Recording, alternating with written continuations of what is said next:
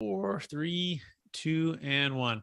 Welcome to the Capital Gains Tax Solutions podcast, where we believe most high net worth individuals and those who help them, they struggle with clarifying their capital gains tax deferral options. Not having a clear plan is the enemy, and using a proven tax deferral strategy, such as the Deferred Sales Trust, is an amazing way for you to exit highly appreciated primary homes, businesses, cryptocurrency, save a failed 1031 exchange so you can create and preserve more wealth, or help your clients, friends, and family do the same. Hey, I'm your host, Brett Swarts, and each episode I'm joined by some of the best real estate, financial, wealth, and business minds in the world, where they share their ideas, deal stories, and inspiration. So together we can make complex tax deferral strategies simple and passive income plans achievable. I'm also streaming on expert CRE secrets as well for all the commercial real estate brokers out there. Hey, I'm excited about our next guest.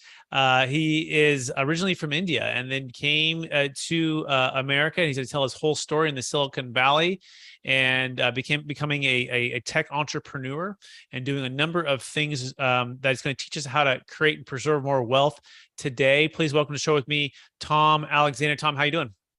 Good, great. I'm doing fine. Excellent. So I think, as the title says, or as the target audience is basically people who are trying to maximize their wealth. I wanted to tell you a story about how I came into this country with $7 and I made it into $7+ million. Absolutely. We'll go through all that here in a minute, Tom. But before we get into all of that story, would you just give us a little bit about what you're focusing on right now, right? And then we'll dive into your whole entire story of how you went through everything. Yeah, right now I'm focusing into spreading the message about how capital gains are pretty high in many of the states. Federal income capital gains tax you need to pay. There's no way of escaping it, but we will tell you how to do that. But the state income tax is also quite high, especially from the place where I left, which is California. And now I moved from California to Nevada. Very smart. We'll talk about that tax flow strategy there as well.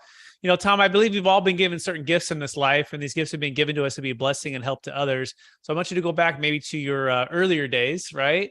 You maybe the younger days. You know, what gifts do you think you were given, and how do those help how you help and bless people today? I truly believe that it is just odds or luck or throw of a dice. Otherwise, I would be sleeping homeless in a train station in India. Fortunately, I was born into a fairly well-off family. It's an agricultural family from a state, the southernmost of India, called Kerala. And on top of it, I was also born into a Christian family. Many of you people may not know that St. Thomas, one of the disciples of Jesus, went to India to spread his words. So I come from a group of people known as Syrian Christians, which are also a minority. It's less than 1% of a 1.3 billion people in India. So that's the kind of a situation where I was born. And luckily, I was able to go to Catholic schools, and I was able to go to good undergraduate colleges, and I graduated with an engineering degree. Excellent. So a good foundation of faith, and sounds like a family with some means, as well as the ability to get some good education. That's a great introduction to now your story itself, which is so fascinating. You've told me before, Tom, but it'd be great for our audience to hear about it for the first time. So going from $7 to $7 million, becoming a Silicon Valley tech millionaire. So Thomas, tell us, what was the number one secret to becoming a Silicon Valley tech millionaire? Well, first of all, let me touch on the $7. This is not something for bragging, but what happened is the time I came was early 1970s. At that time, India government had a lot of trouble with foreign exchange. So they will allow us to take only $7 worth of money out of the country. So that's why the $7. It is true. I came here with $7. That's all I had. But luckily for me, I had a brother who moved to United States, and he was a doctor. And so he told me, don't worry about the money. You just go to college and study, and I will lend you the money. So I went to Rutgers and got my master's in aerospace. And then I was hired in IBM as an engineer. Within 6 months, I moved into sales and marketing. And from there, I was sent to, this was the period where there was a lot of stress, race relationship between blacks and the rest. And so I was sent to teach in a predominantly black college. So they were trying to create the awareness to the minorities so I can become a good manager in IBM. So I went to Hampton Institute, or now called Hampton University, and I taught there. I taught mathematics while I was still getting paid by IBM, my regular salary. And from there, the school felt that I did an amazing amount of contribution. However, they never paid me a dime. So they wanted to help me. So they told me, why don't you stay back and we will make you the president. One day you can become president of the school. And I was still very loyal to IBM, and I said I couldn't do that. So they wanted to help me, and they said, why don't you go to Harvard Business School? And I said, me? A poor kid from, I mean, poor in the sense, not financially poor, but I was born into an area in India. We could probably, I could even spell Harvard at the time. So I come here, now you're telling me to go to Harvard Business School. I never thought about it. So he said, don't worry, I'm the president of the university. I'm a graduate of Harvard Medical School, and if I recommend you, they will take you. I said, okay, go ahead. And I went to Harvard Business School and got my MBA. And then came to Silicon Valley. Well, I actually started, once I got my MBA, I decided to do startup companies because I didn't want to work for a big company.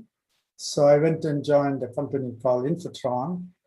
And very soon after that, I became Senior VP of Sales and Marketing, took the company public. And that tells you the early part of my career. That is so fascinating. I just love that you were only allowed to have $7 due to the government regulation. They're like, if you're going to leave us, you can only take $7 to America, right? But fortunately, you had a good brother who was willing to lend you some funds, tell you to go to school, and that led to an amazing career, right? With IBM, and then off to Hampton University, and then to Harvard Business School. Very fascinating how all of those, you look back and all of the connections, Tom, they all start to connect to where you're at now. And so let's pick up on the story though. So at that point, you're doing some sales, you're doing some teaching, mathematics, this very diverse background. When did it switch to really start to make the wealth to go from $7 to 7 million? What were the things that you were practicing besides education and working hard? What were some of the secrets that helped you to think big and make some great strides in your wealth? Well, when I came into the country, you have to remember it's 1970s. The country was very united. They were very proud of capitalism, self-made people. So I had amazingly great mentors who are like third generation, fourth generation Americans who accepted me into their network and helped me to go further. For example, they told me, you don't want to go and do your PhD. I was actually enrolled for PhD in aerospace. And they said, no, you don't want to waste your youth in doing PhD. Why don't you go and get your master's, get out and work? So people were nudging along, and I was always willing to take risk and jump into it. I always looked at the future, the brightness, and I totally believed in the American saying about, if you can make it here by hard work and intelligence and smartness. So a lot of my fellow Americans helped me. That's beautiful. So you had some good mentors, some good peers, some people that were kind of guiding you a little bit, saying, Tom, I think you should go maybe this route. and you believed in the American dream, which was really alive and great, and sounds like it was flourishing in the 70s, right? So Yes. then what happened? What were some of the other moves? You said you made some big investments, take some risks. So what were some of those risks that you took? Well, the first risk was when I graduated from my Harvard Business School, I was offered investment banking positions or retail banking positions and all that stuff. But I had some friends there. We believed in this is again, we are talking 1975. Silicon Valley was coming in, entrepreneurialism was coming, venture capitalism was coming into the play. So all of us wanted to become an entrepreneur and get millions of dollars from venture capitalists and start our own company. So that was the idea which came into the play. But I also have to remind people that the school I went to, Rutgers, was a state school. So tuition was almost nothing, and my brother lent me the money. And then when I went to Harvard Business School, IBM regarded me as one of the high management potential person, and they picked up all my tuition. So that was key, and that really made me a believer in the American system. That's amazing. Yeah, they picked that up, and I mean, college Harvard now, I don't know what it is. It's a lot of money, though, I imagine, and per year. So that's good. So then, tell us about the next kind of transition. So what was one of your biggest breakthroughs for investing? Yeah, the biggest breakthrough was actually leaving IBM and working for a very small startup in Cherry Hill, New Jersey called Infotron.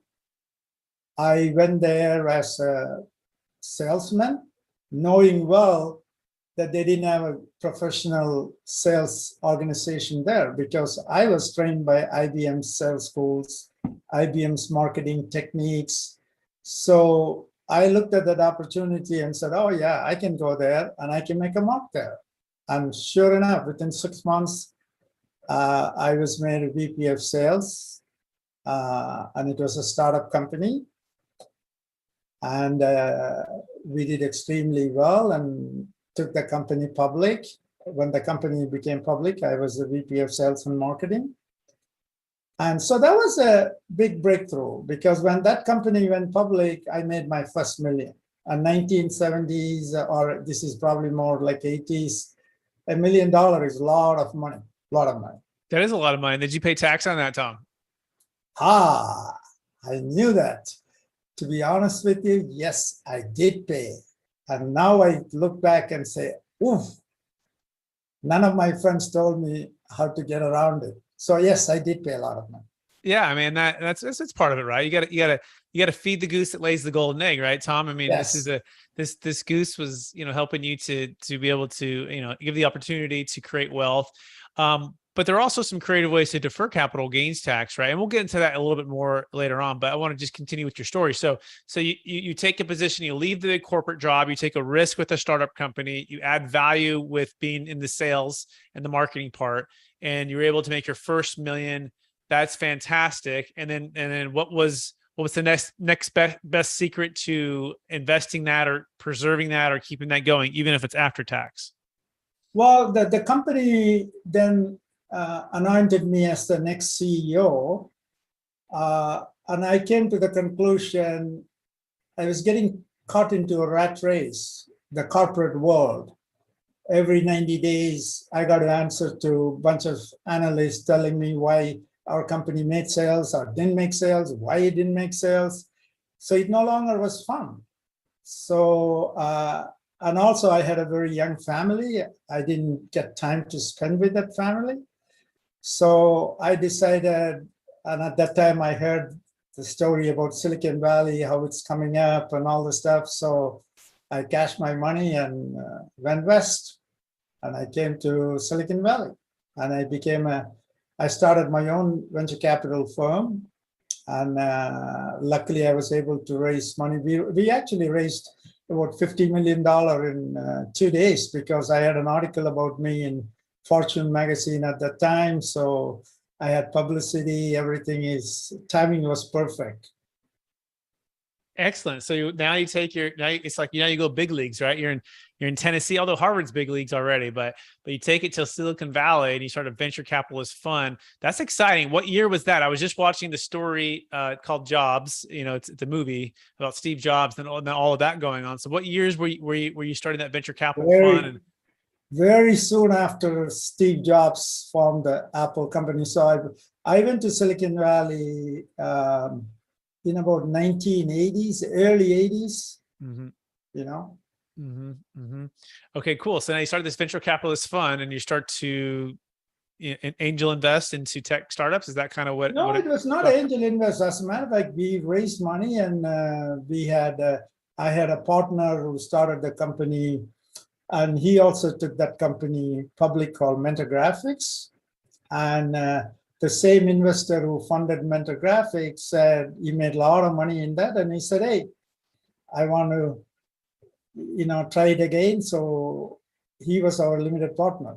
So it was a full-fledged venture capital company. Cool. What were some of your better investments that you guys made or raised for?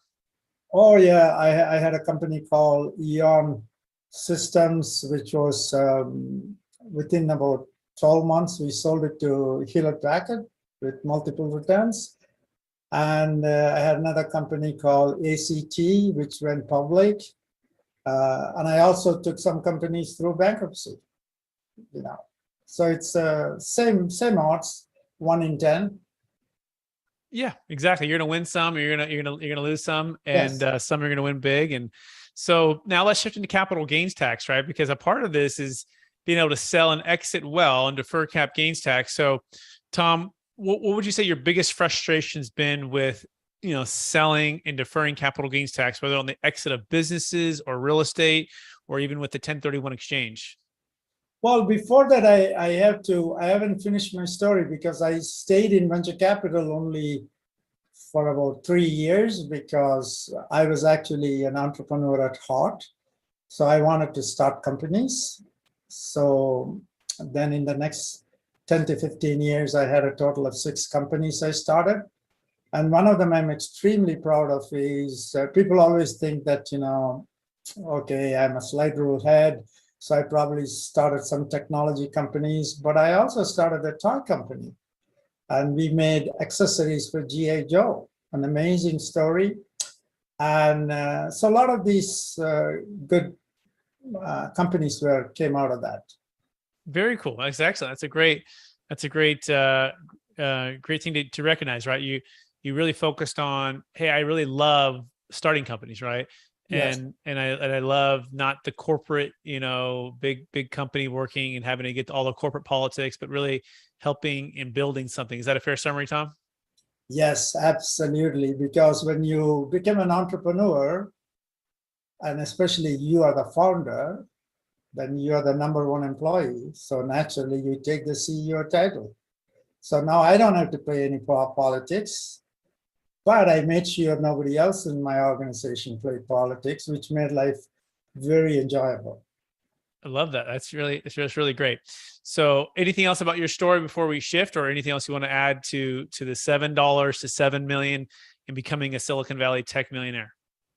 Well, an area which I totally neglected was I did not put money anything other than technology. So I totally missed, I don't know where I was when they were teaching that in my schools. I didn't diversify my risk. So I didn't go into real estate. Except I was lucky enough to buy a house in Atherton, California, which many of us know how house appreciates. So recently I sold it to $7.5 million and got out of Silicon Valley.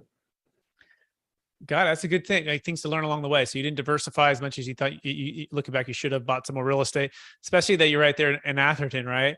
And Yes. so to buy a few more pieces of real estate, that's one advice that you would take: buy more real estate. Yes. Okay. I just got lucky. That was a pure luck. I wasn't planning to be there. I just got lucky. I bought a house in Atherton because my kids were going to some schools close by, and that's where I went.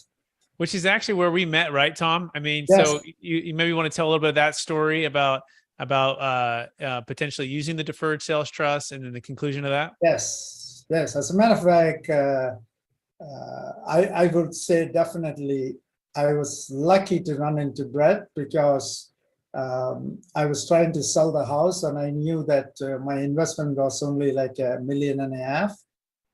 And now I got a big capital gains coming through.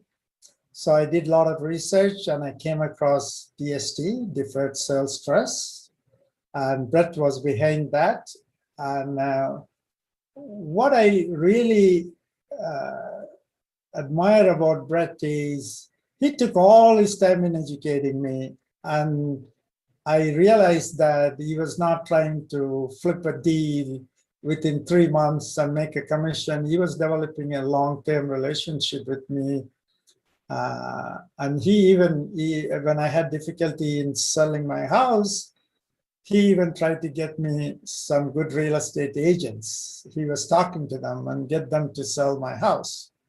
So that's how I came across Brett early in the game. Yeah, and you ended up not using. Appreciate that, Tom.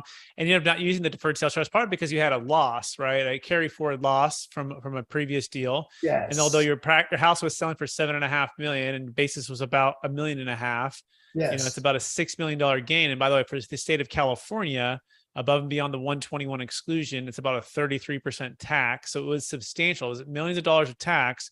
However, because Tom had a loss from a previous year, and we've talked to the CPA, he's able to wash that out in the same year and still basically sell the house and have next to no tax, which means he doesn't need the deferred sales trust. So that is kind of the full story there. And now Tom is working, and we're connected. We're strategically aligned to help people understand what the deferred sales trust is and the different options. But Tom, you want to add anything else to that? Yes, as a matter of fact, I didn't even care about that I had the losses or not. I was so fascinated by DST. I was even getting upset with Brett. Brett was telling me, "Oh, I don't think this is worth for you." And I say, why you don't want to have me as your client? Why you telling me to go away? Because I was fascinated by the program, because I didn't look at that as a solution for my primary sale of my primary residence. I'm telling, hey, I may be doing cryptocurrency. I may be doing something else. This is a great program to have. And I wanted to do that. But then when I brought in my CPA, because Brett suggested, why don't I bring my CPA? And CPA looked at it, and later on a separate call, he called and told me, hey, you're lucky you're with a guy who's telling you the truth, but if he tells that unless you got more than $1 million worth of thing, it's not worth it, because your short-term capital gains loss and long-term capital gains loss, you really don't need that. And so I think you should listen to both of us, and that's how I decided not to do DST for my purpose. However, I was fascinated by the program, and I have a lot of my friends who are in Silicon Valley going through this who don't have the losses. So I decided to join company with Brett's company, and I sometimes go with him for seminars, and I still try to get a lot of clients for him, and I continue to do that because I really like this particular program. It's done very well. It's structured well. It has been scrubbed through attorneys, so I can tell you many, many things about it. I love it, Tom. Thank you so much for that. Yeah. And at the end of the day, if the tax flow and the cash flow doesn't make sense, then it's not a winner for you. But it was a winner for everything else, except you have to carry forward loss to offset it. And by the way, if you're curious, the deferred sales trust works for primary homes, businesses, commercial real estate, stock, public or private, cryptocurrency, commercial real estate. It works for just about any highly appreciated asset, as long as it has $1 million net proceeds and $1 million gain. You can learn more about that by going to capitalgainstaxsolutions.com. That's capitalgainstaxsolutions.com. We love to walk you through to see if the deferred sales trust can be a perfect fit for your exit. but we do recommend you get with this early, because if you close escrow or go too far down the road, it's too late. So you got to make sure you have this plan in place. That being said, Tom, we're running out of time. Are you ready for the lightning round? Yes, sir. Go All right. ahead. No, knowing what you know now, if you could go back to your 25-year-old self, Tom, what's the one golden nugget you make sure to tell yourself to do? Grab the opportunities. Perfect. You know, if you get an opportunity, grab it. Don't wait for it. Don't procrastinate. Excellent. Question number 2. What's the number one book you've recommended or gifted the most in the past year? Sapien. How do you spell it? Sapien. Okay, perfect. There it is. Question number 3. What are you most curious about right now, Tom? What am I curious? Let me think about. Oh, it's a lightning round. What am I so curious about right now? Where the economy of our country is going to be? I'm really nervous about it. 100%. So am I. Where inflation's going, where the economy is going, real estate values are going. A lot of moving parts, and it seems to get more complicated by the day. Excellent. Second to last question, Tom. What's your number one leadership quote or theme that you strive to live by? I always go back to my first one. Grab the opportunity. Even in leadership, if you see some employees who are good, grab the opportunity and keep them with you. Perfect. Last question, Tom. After all your success, taking $7 to $7 million plus, and being a math teacher, being top IBM sales, getting the degrees from Harvard Business School, and all the different things that you've done over your lifetime so far, Tom, what's the number one habit that you practice to stay centered in your values and to stay encouraged to charge forward to reach new heights? Well, I believe that I'm extremely lucky to be part of the human race. So I always like to make friends with anybody, regardless of their race or nationality or religion. And that helped me to succeed a lot. Absolutely love it, Tom. And I can say that's for sure. Tom can get along with anybody and everybody. We spent a time at the Best Ever Conference in Colorado, commercial real estate conference, and had a chance to connect. And I can just say everyone who's met Tom or connected with Tom, he's so thoughtful and kind and genuine and so smart and a great sense of humor. So, and you're a huge Warriors fan, right? You want to do a shout out to Steph Curry and the Warriors? How are you feeling about this next year? I stayed awake at 3 a.m. and watched the preseason game. And I watched the second game as well. And the new team, the young players are awesome. We are going to have an amazing season. Amazing. Yep. It's cool. It's an absolute pleasure to watch, Steph and the team play. And that's very cool. By the way, didn't you leave just a couple doors down from Steph, one of his houses in Atherton, right? Weren't you just a couple doors down? As a matter of fact, it's on YouTube right now. They're going through his house, and I'm only like 2 blocks from the house. Mm-hmm. On one side, on the other side is Lakeham, lives another block. It's so cool. Love that. Well, Tom, it's been a pleasure to be able to become friends with you now, and a chance to be able to interview you here officially. And I want to encourage you to keep using your gifts of education and the gifts of faith and a good foundation to help and bless people as you continue on. And for our listeners, besides going to YouTube and searching Thomas Alexander, you're gonna have a YouTube channel and a lot more content coming out. Is that the best place for them to find you? Just going to YouTube and searching Thomas Alexander? Yeah. Perfect. Hey, I want to thank everyone also for listening to the episode. And I want to encourage everyone to share, rate, review, subscribe. Share this with someone who could help out, right? To encourage someone, right? Who's looking to build the American dream, to become an entrepreneur, to take risks, take big opportunities and go for them. And of course, as always, we believe that, most high net worth individuals and those who help them, they struggle with clarifying their capital gains tax deferral options. If we can help you at all to clarify your exit plans, whether that be buying or selling investment real estate, connecting you with wealth advisors that can help you, of course, helping you with the Deferred Sales Trust to exit well, defer cap gains tax. And so you can create and preserve more wealth, or help your clients, friends, and family do the same. You can go to capitalgainstaxsolutions.com. That's capitalgainstaxsolutions.com. Please rate, review, subscribe. We also thank all of our listeners from Expert CRE Secrets as well. We appreciate you out there.